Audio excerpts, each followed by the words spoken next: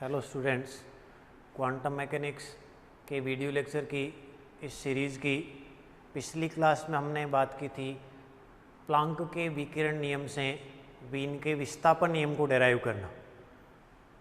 इस क्लास में हम बात कर रहे हैं प्लांक के विकिरण नियम से स्टीफन बोल्ट्जमैन का जो नियम है उसको डेराइव करना।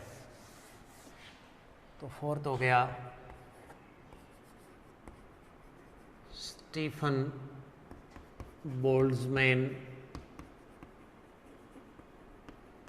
Law, reduction of Stefan Boltzmann law from Planck radiation law. Planck के विकिरण नियम से स्टीफन बोल्ट्जमैन के नियम को डेराइव करना। देखो, सन 1879 में स्टीफन ने टिंडल और ड्यूलोग पेटिट का जो एक्सपेरिमेंटल डाटा था उसके बेसिस पे स्टीफन ने ये कहा कि कोई भी ब्लैक बॉडी है, कोई कृष्णिका है, उसके एकांक क्षेत्रफल से एकांक समय में उत्सर्जित होने वाली विकिरण ऊर्जा है। विकिरण ऊर्जा प्रति एकांक क्षेत्रफल और प्रति एकांक समय, यानी एकांक समय में एकांक क्षेत्रफल से विकिरित ऊर्जा है। उन्होंने कहा कि उस कृष्णिका के परम ताप के चतुर्थ घात के समानुपाती होती है। ठीक है, इसी कड़ी में आगे सन 1884 में बोल्ट्जमैन ने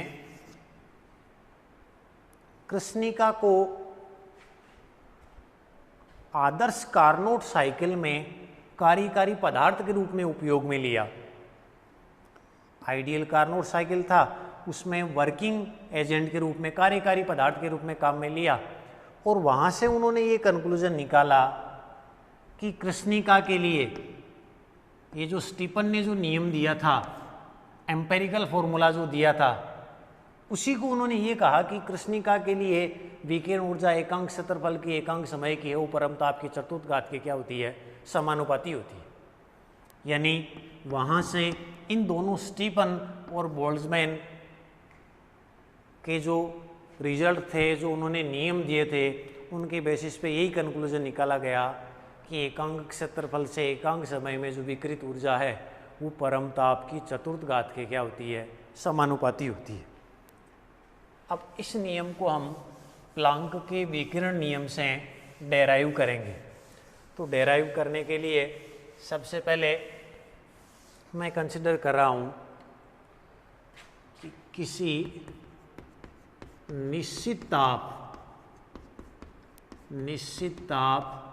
T पर कोई कृष्णिका का टेम्परेचर फिक्स ले लिया, कुल विकिरण ऊर्जा घनत्व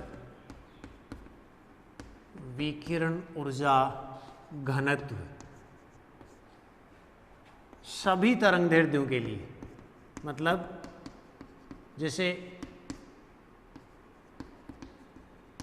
किसी निश्चित ताप पर कोई कृष्णिका है तो उसमें तरंगदैर्ध्य एक मिनिमम वैल्यू से लेके एक मैक्सिमम वैल्यू तक सारे तरंगदैर्ध्य उत्सर्जित होते हैं, क्योंकि हमने पढ़ा था कि कृष्णिका का जो स्पेक्ट्रम है वो कैसा होता है, सतत का मतलब एक मिनिमम से लेके एक मैक्सिमम वैल्यू तक सारी वैल्यूज पॉसिबल है। तो इसका मतलब सारे तरंगदैर्ध्यों के लिए एक निश्चित ताप पर कुल विकिरण ऊर्जा की बात करूं तो कुल विकिरण ऊर्जा को मैं यू लिख दूं।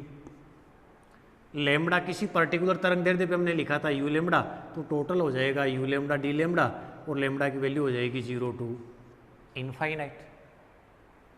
ये यू लैम्बडा है विकिरण ऊर्जा घनत्व किसी तरंगदैर्ध्य लैम्बडा के संगत। इसकी वैल्यू पुट करूं तो u is equal to integration 0 to infinity 8 pi hc upon lambda raise to power 5 1 upon e raise to power hc upon lambda k t -1 और d लैम्बडा। इसको मैं दे दूँ इक्वेशन फर्स्ट। इसको सोल्व करना है, यहाँ से अपने को मिलेगा कुल विकिरण ऊर्जा घनत्व। इस इंटीग्रेशन को सोल्व करने के लिए इस कोफिशिएंट को मैं x मान लूँ, इसको सोल्व करने के लिए मैं मान लेता हूँ let H C upon lambda k T is equal to x. अब वैल्यू यहाँ डी लेमडा की भी चाहिए, तो यहाँ से इसको मैं ऐसे लिख दूँ, लेमडा को उधर भेज दूँ, lambda is equal to H C upon x K T, differentiate कर दूँ, D lambda is equal to H C upon के टी, अक्स का हो जाएगा -1 अपॉन अक्स स्क्वायर और हो जाएगा डी एक्स। ठीक है, उसके बाद डी लेमडा की वैल्यू आ गई अपने पास। अब बात करते हैं लिमिट की। लिमिट लेमडा की जो लिमिट है वो है 0 टू इनफाइनाइट। अक्स और लेमडा एंटी प्रोपोर्शनल, तो अक्स की लिमिट हो जाएगी इनफाइनाइट टू 0। ये वैल्यू पुट कर दें इक्वेशन फर्स्ट में, तो यहाँ से बनेगा u is equal to, constant को बाहर निकाल लूँ, eight pi H C, integration हो जाएगा इनफाइनाइट टू 0, फिर 1 upon lambda raise to power 5, lambda क्या हो जाएगा यहाँ से एच सी अपॉन के टी, तो ये हो गया एच सी की पावर 5 और ये हो जाएगा अक्स K T raise to power 5। ठीक है, उसके बाद 1 upon E raise to power, ये हो जाएगा x, E raise to power x -1 into D lambda की जगह रख दें minus H C upon x square K T और ये हो गया डी एक्स। यानी u इज इक्वल टू हो जाएगा, ये माइनस साइन है तो माइनस साइन को प्लस करने के लिए मैं इसकी लिमिट को रिवर्ट कर दूं, इसको कर दूं 0 टू इनफाइनाइट, तो ये माइनस प्लस हो जाएगा। फिर कांस्टेंट में एट पाई एच सी, देखो एच सी और एच सी का स्क्वायर हो गया, नीचे एच सी का 5 है तो हो जाएगा एच सी का क्यूब। फिर के टी में देखो के टी की पावर 5 है, नीचे एक के टी है तो ऊपर बच जाएगा के टी रेज टू 4। ठीक है, यहाँ जो बचेगा अक्स स्क्वायर है, अक्स की पावर 5 है तो x cube upon E raise to power x -1 D x, कुल विकिरण ऊर्जा घनत्व। अब देखो 0 to infinite x cube upon E raise to power x -1 D x, ये एक डेफिनेट इंटीग्रल है, इसकी वैल्यू होती है पाई रेज टू पावर 4/50। ये वैल्यू पुट करूं तो u बनेगा eight pi k 4 into pi 4/15 H cube C cube into T raise to power 4। इसको मैं दे दूं इक्वेशन सेकेंड। यानी कुल विकिरण ऊर्जा घनत्व है वो कुछ कांस्टेंट इंटू परमताप की चतुर्थ घात के समानुपाती आ रहा है।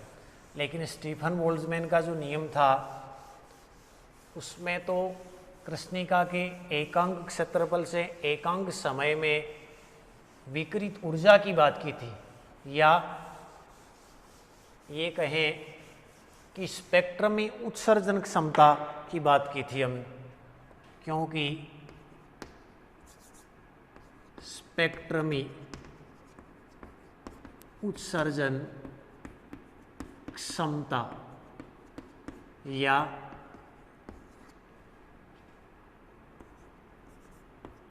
एकांक क्षेत्रफल से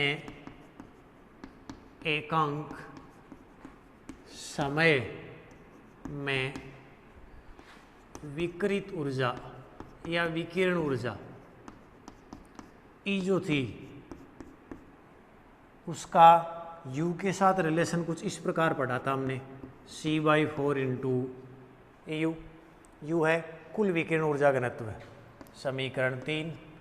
तो समीकरण 2 और समीकरण 3 से E इज इक्वल टू सी से मल्टीप्लाई हो जाएगा तो एक सी कैंसिल हो जाएगा, फिर 4 से 2 टाइम्स तो 2 पाई रेज टू पावर 5 के 4 अपॉन 15 एच क्यूब सी स्क्वायर इंटू हो गया T4।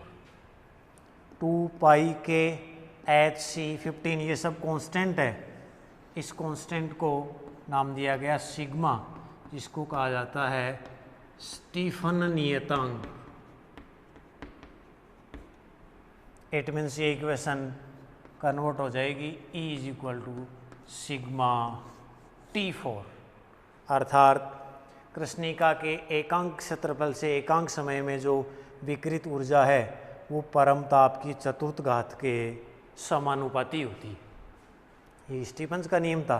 इस प्रकार हमने प्लांक के विकिरण नियम से स्टीफन बोल्ट्जमैन के नियम को डेराइव किया है। यानी कृष्णिका के स्पेक्ट्रम की व्याख्या करने के लिए प्लांक का जो विकिरण नियम है वो एक ऐसा विकिरण नियम है जिसकी सहायता से हमने बहुत सारे नियमों को एक्सप्लेन किया है, जैसे वीन का विकिरण नियम, रेले जीन्स का विकिरण नियम, वीन का विस्थापन नियम, स्टीफन बोल्ट्जमैन का नियम। यानी ये कह सकते हैं कि जो प्लांक का विकिरण नियम है वो कृष्णिका की स्पेक्ट्रम की व्याख्या करने के लिए उपयुक्त है। इस क्लास में हम इतना ही अध्ययन करेंगे। धन्यवाद।